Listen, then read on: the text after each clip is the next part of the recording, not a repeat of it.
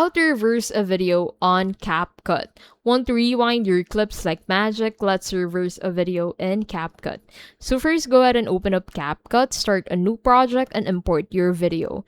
And then tap the clip on the timeline to highlight it. Scroll the toolbar and tap reverse. So on your toolbar, look for reverse. So click on your video and then in here, drag your mouse into this section.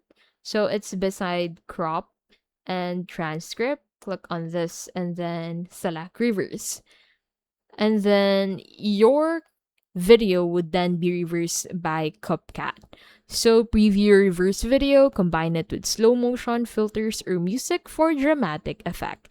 Export your video in 1080p or 4K. Reversing in CapCut is one tap easy and perfect for creative edits.